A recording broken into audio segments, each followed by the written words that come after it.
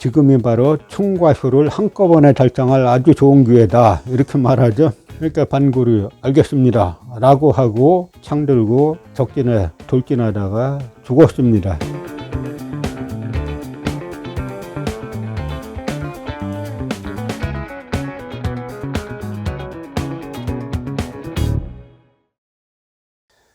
자, 이번 시간에는 한번 이제 신라 지배층의 노블레스 오블리주에 대해서 한번 생각해 보겠습니다. 이게 우리는 뭐 신라 삼국통일을 이제 부정적으로 봐왔는데, 말씀드린 것처럼 역사는 당대성의 원칙이 있습니다. 그 시대 속에서 들어가서 봐야 되는 거죠. 그러면 백제와 고구려에 비해서 약소국이었던 신라가 어떻게 이제 두 강대국을 꺾고 통일을 할 수 있었는가, 이제 이거를 우리가 생각해야 하는 거죠. 그리고 통일 이후에 신라 영토가 지금 우리가 아는 것처럼 평양 이남이 아니었다라고 하면은 신라 삼국 통일의 의미도 이제 좀 달라질 수 있는 겁니다.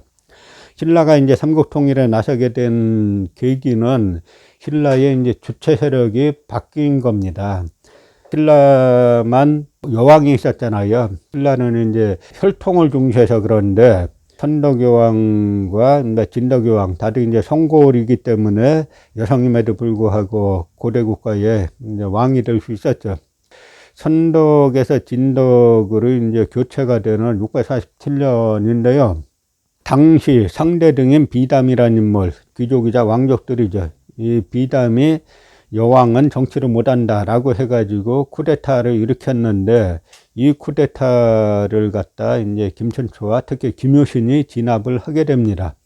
김춘추와 김효신은 둘 다 이 하자가 있는 인물이에요. 김춘추는 쫓겨났던 진주왕의 이제 손자고, 김효신은 가야계죠. 그래서 둘 다 이제 하자가 있는 인물들인데, 이 두 하자가 있는 인물이 손을 잡고 비담의 난을 진압을 하면서 신라 사회의 주류로 떠오르는 겁니다. 그래서 이 세력들 중심으로 신주류가 형성되면서 이 신주류 세력이 우리 신라가 매번 침략당하고 공격당하고 고통을 겪는데, 우리도 한번 떨쳐 일어나가지고 백제와 고구려를 갖다가 정벌하자라고 하는 아젠다를 제시하고 실천에 옮기게 된 거죠. 약소국가가 자 우리가 한번 해보자 라고 했다 그래서 이게 쉽게 강대국이 되는 건 아니잖아요. 진덕여왕이 즉위한 이제 647년에 무산성 전투라는 게 있는데, 이제 백제군이 쳐들어왔습니다. 그래서 김효신이 나가서 싸웠는데, 1만 군사 거느리고 나가서 싸웠는데 패전했어요. 패전해서 무슨 수로 써도 더 이상 전세를 되돌릴 방법이 없습니다. 이때 김효신이 이제 비령자라는 인물을 불러가지고 이제 술을 한 잔 주니까 이 비령자가 무슨 뜻인지 압니다.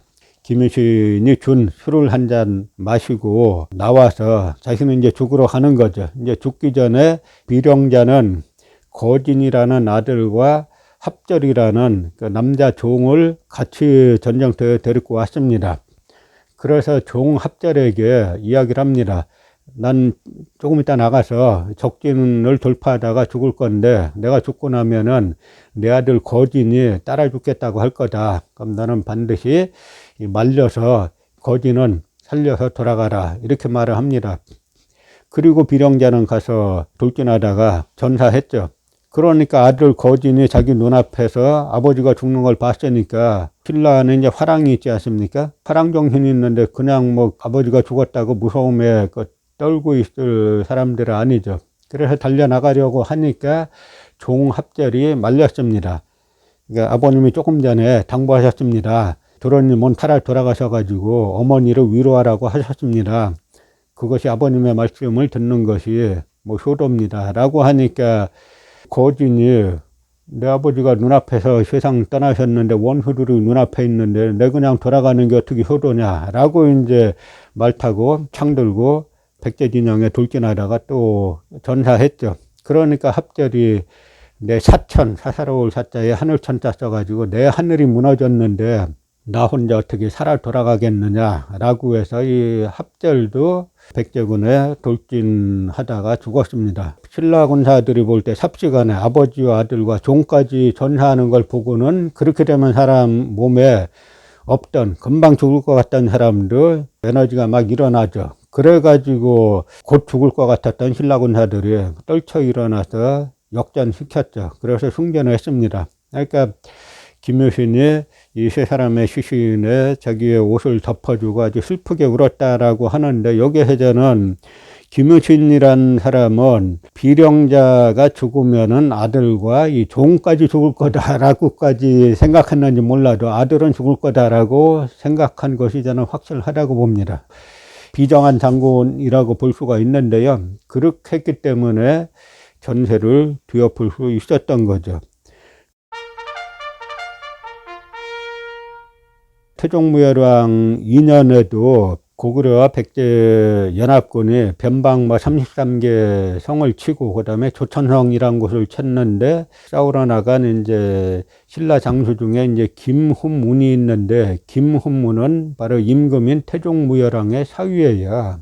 패전하니까 막 달려나가서 싸우려고 하죠. 죽으려고 하는 겁니다. 이제 패전한 다음에 혼자 달려나가서 죽으려고 하니까 주위에서 막 다 말립니다. 장군께서는 귀족 신분이시고 대왕의 사위신데 가서 이렇게 죽으시면은 우리에겐 수치가 되고 백제에게는 자랑거리가 되는 겁니다. 말 들어보니까 맞죠. 그런데 이게 맞으면 그건 노블레스 오블리주가 아니에요. 그러니까 김우문이 내가 귀족된 신분으로 패전하고 어떻게 살아 돌아가겠느냐라고 해가지고 돌진합니다. 그러니까 그걸 본 또 여러 장수와 장교들이 저러한 권세가의 귀족도 죽는데 내가 어찌 살아 돌아가겠느냐라고 해가지고 돌진해서 죽는 거죠. 또 하나 우리가 화랑관창 이야기는 많이 알려져 있지 않습니까? 근데 저는 초등학교 때 교과서에서 봤는데 화랑관창 이전에 반굴이 있어요.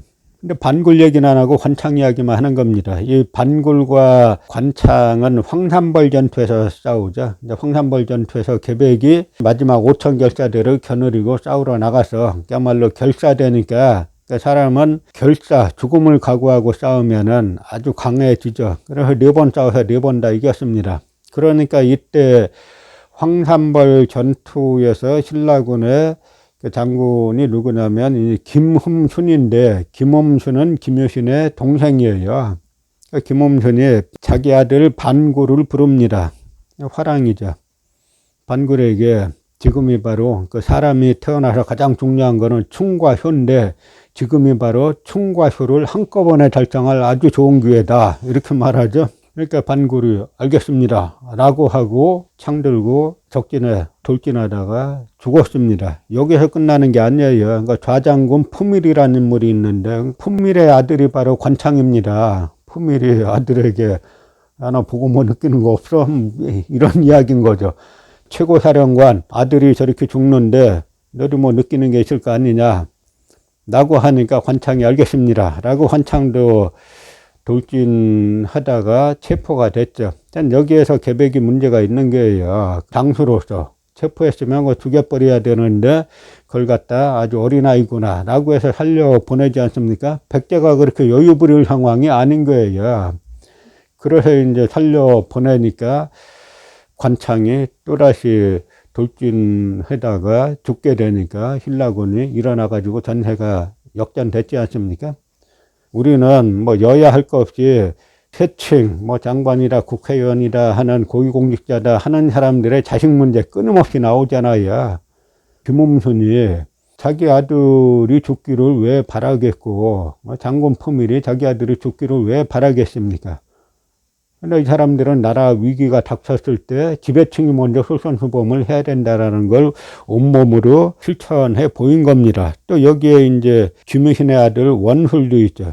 김효신도 기록을 보면은 갓 싸워서 이겼습니다. 그래서 왕에게 인사하러 갔는데 또 쳐들어왔다는 거예요. 그래서 이제 집에 들르기도 전에 또 이제 싸우러 가니까 가는 길에 자기 집 앞을 지났다는 겁니다. 집에서는 장군이 이제 개선했다라는 이야기 듣고 집에 들릴 줄 알았더니 집에 안 들리고 그냥 가지 않습니까? 그러니까 김유신이 집을 지나다가 물 한 그릇 갖고 와라 라고 해서 우물에서 물을 한 그릇 따라줬더니 아, 우리 집 물맛이 아직 변하지 않았구나 하고 그 길로 이제 싸우러 나갔다는 거죠. 그런 이제 김유신의 아들 중에 원술, 김원술이 있는데 신라와 당나라가 전쟁하던 이제 신당전쟁 때 백두성 전투에서 패전했습니다. 가서 이제 돌진해서 죽으려고 하니까 담릉이라는 측근이 말리죠. 지금 죽으면 개 죽음 하는 겁니다. 라고 말려가지고 원술이 이제 살아남았어요. 그랬더니 김유신이 왕에게 군사는 패전했는데 얘는 살아남았으니까 얘를 사용시켜야 됩니다. 라고 왕에게 주청하니까 왕이 패전의 책임을 중간 장교에게 물을 수야 있겠느냐라고 살려줬죠. 김유신이 그렇게 말하고는 사용시켜야 된다라고 말하고 왕이 받아들이지 않아가지고 이제 목숨은 건졌습니다만 집에선 의절해버렸죠. 그러다가 김유신이 세상을 떠났습니다. 그래서 이제 원술이 조문하러 오니까 김유신의 부인, 그러니까 원술의 어머니가 선군께서 너를 버리셨는데 내가 어찌 너의 조문을 받겠느냐라고 해가지고 조문을 거절하죠. 그래서 원술이 통곡하면서 조문도 못하고 그냥 돌아왔습니다. 그러다가 이제 신당연합군이 대대적으로 격돌한 데가 매초성 전투인데 매초성을 갖다 지금의 뭐 임진강가다 어디다 하는데 그건 다들 헛소리고 전부 다 저 대륙에서 체제되는 장소들입니다.